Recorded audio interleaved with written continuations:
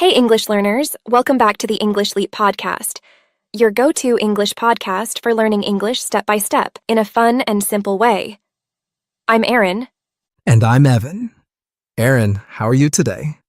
I'm doing great, thanks. A little busy, but I'm staying positive. This morning, I spilled coffee on my shirt, and instead of crying about it, I thought, well, at least now I have a reason to wear my favorite hoodie. That's good thinking. For me, it was coffee too.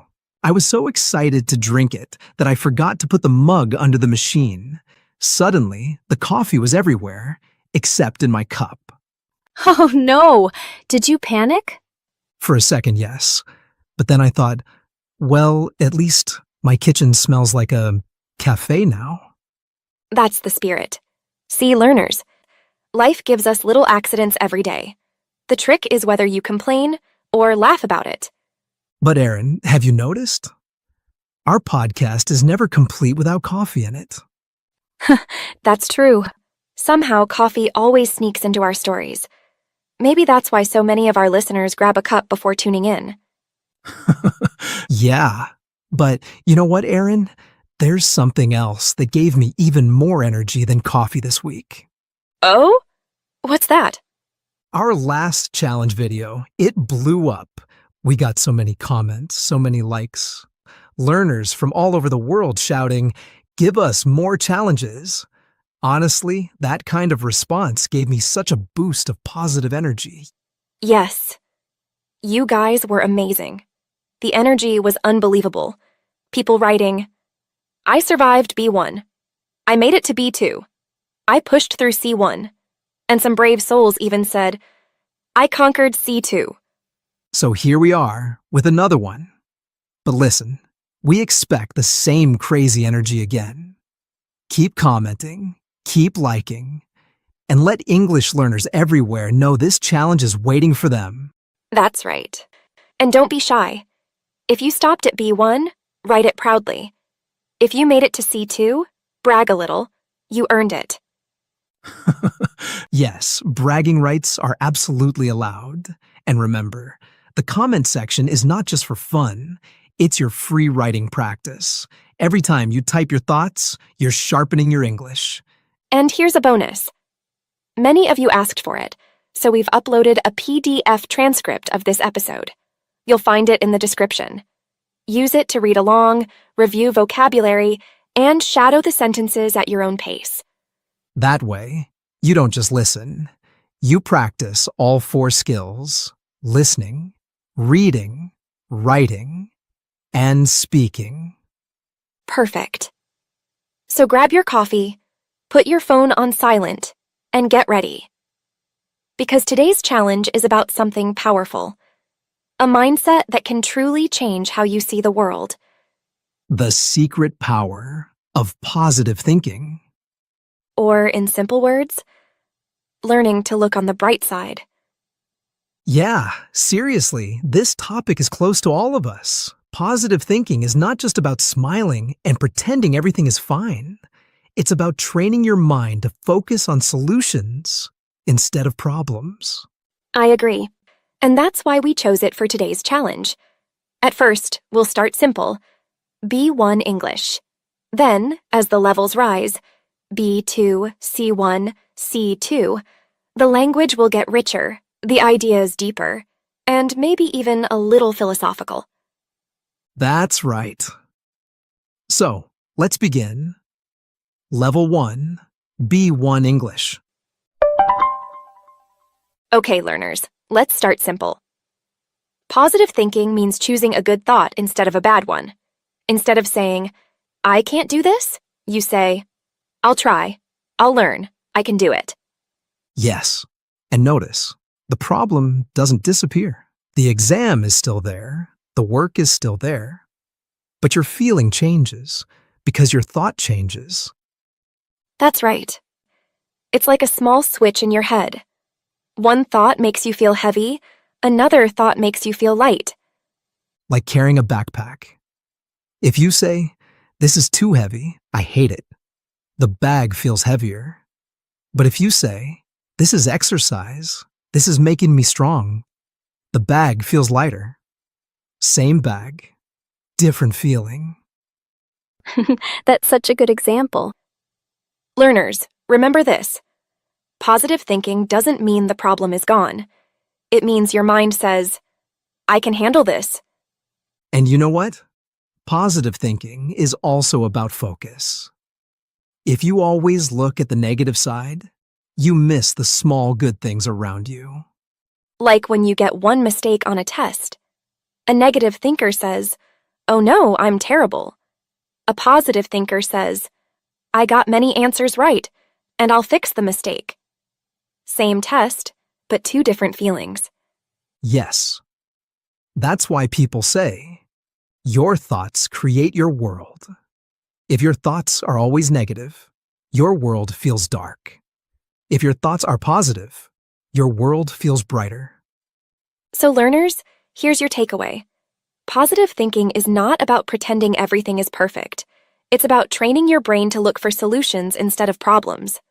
Right. And that's level 1. Simple, clear, and powerful. Did you survive? If yes, congratulations. But don't relax just yet. It's time for level 2. B2 English. This level will get a little more serious. The sentences will be longer, the vocabulary richer, and the ideas deeper. That's right.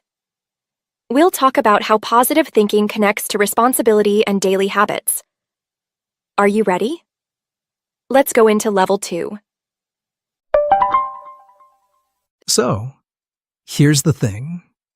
A lot of people think positive thinking is just sitting back and imagining good things will happen. But here's the truth. If you don't take action, those positive thoughts can turn into empty promises. Exactly. Imagine this. You have an exam tomorrow. You sit there repeating, I will pass, I will pass, I will pass. That's nice for motivation. But if your books are still closed and you never studied, well, you'll soon have to face the music. True. Or think about fitness. You can say, I will be healthy, I will lose weight. But if your idea of exercise is only walking to the fridge, then, let's be real, the result won't change. Yes. So here's the point. Optimism should always walk hand in hand with action. Positive thinking gives you energy, but action turns that energy into results. And how do we make sure this optimism stays alive? By practicing it every day. Optimism isn't a one-time thing. It's like a muscle. The more you train it, the stronger it gets. Right. Small habits are the secret. For example, many successful people write down 3 good things that happened every evening. That's gratitude. Others start their morning by repeating a positive phrase like, I can handle whatever comes my way today. And those small practices change your brain. You begin to see problems differently. You miss a bus? Instead of panicking, you might say, okay, at least I have 10 minutes to breathe, or maybe listen to my favorite English podcast. Which, of course, is us. Always look on the bright side, right? Right. It's like they say, every cloud has a silver lining. Even in a tough situation, you can find a small benefit, if you choose to see it. That's such an important shift. And learners, remember this. Optimism is not a gift that some people have and others don't. It's a skill. It's a choice. And with practice, it becomes a habit. So the secret of level 2 is this. Don't just think positive. Live positive. Build habits. Train your brain.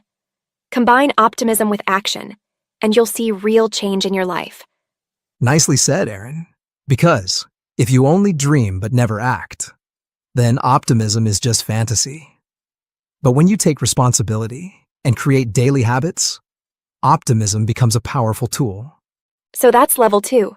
More detail, more depth, and more idioms. Did you survive? If yes, well done. But now, buckle up. We're moving to level 3, C1 English.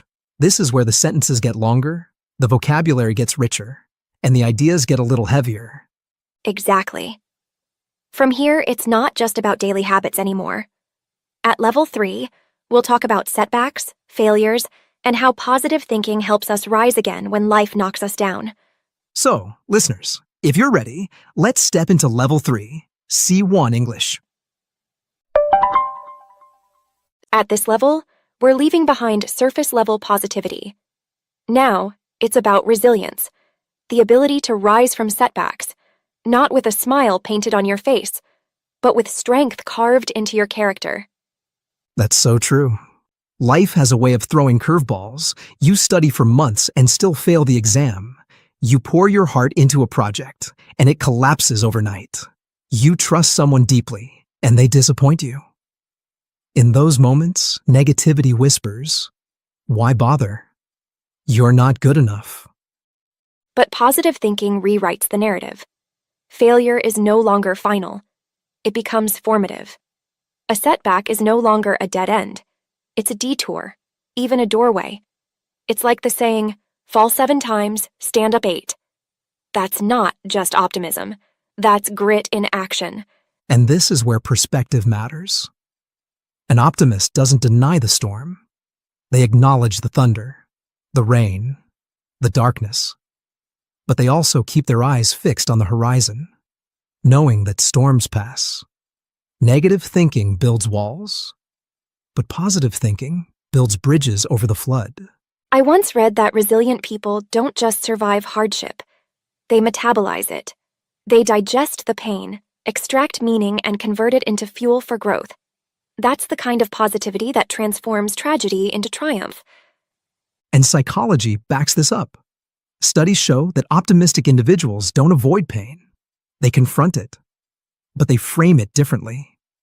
Where one person says, "This is punishment," another says, "This is preparation." That single shift in interpretation changes the entire trajectory of their life. Think about it. 2 people face the same crisis, yet one sinks and the other soars. The difference isn't luck, it's mindset. And mindset, listeners, is something you can train. So here's the challenge for you at level 3. Reflect on a setback in your life.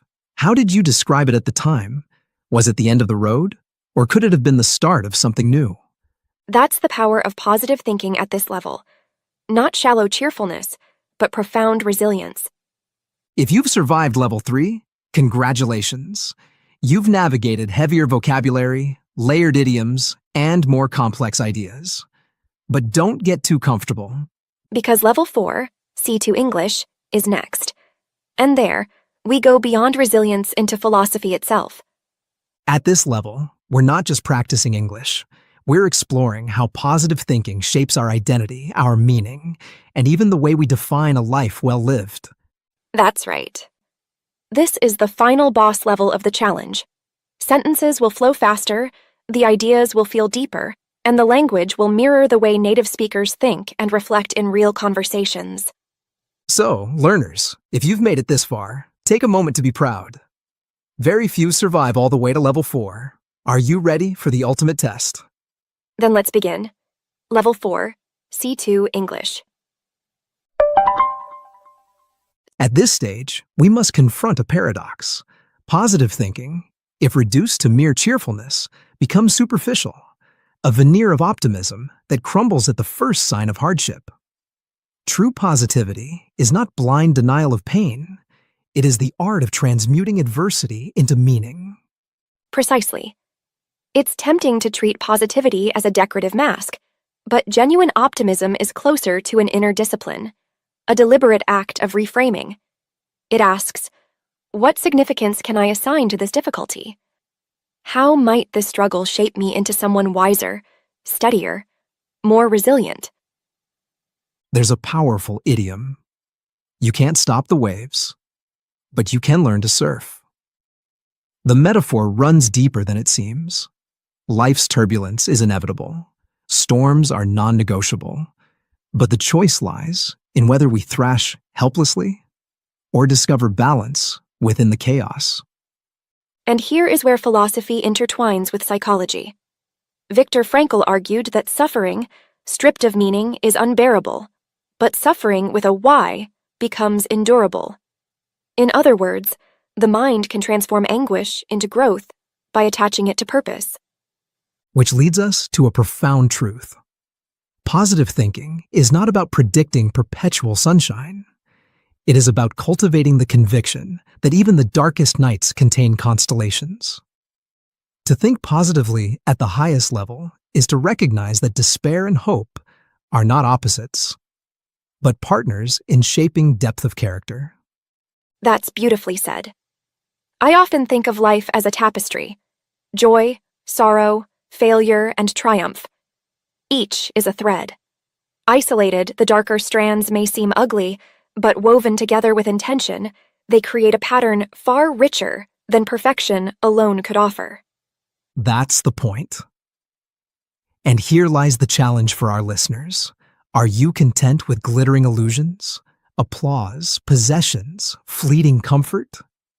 Or are you weaving something enduring, a legacy, a narrative of resilience, a life defined by purpose rather than circumstance? That is the essence of C2 English: nuanced arguments, abstract metaphors, complex structures. If you've made it this far, you've not only stretched your language, you've stretched your thinking. Congratulations, learners. You've survived the final boss, and perhaps, like us, you've realized that the ultimate secret of positive thinking is not simply to believe in better days, but to build them, thread by thread, thought by thought. And if along the way you found some of the vocabulary difficult, don't worry. We've got you covered. Yes, we've prepared a complete PDF guide with all the key vocabulary, examples, and even practice questions. You'll find it in the description below. Grab it, read along, and use it to shadow the sentences at your own pace. That way, you're not just listening, you're actively learning. And don't forget to leave us a comment. Tell us which level you survived: B1, B2, C1, or even C2. Your comment isn't just feedback. It's your writing practice. Every time you share your thoughts, you're improving. So keep practicing, keep smiling, and keep building that positive mindset. See you in the next episode of the English Leap podcast.